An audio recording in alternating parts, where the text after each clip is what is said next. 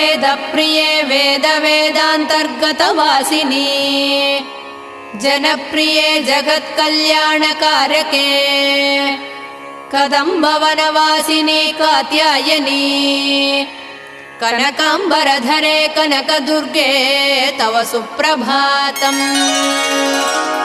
कल्पवृक्षे महाकल्पादिकालनिर्णये मातः मधुसूदनादि महादेव विनुते मन्दाकिनी सलिलसेवितपदे मन्दस्मिते कनकाम्बरधरे कनकदुर्गे तव सुप्रभातम्।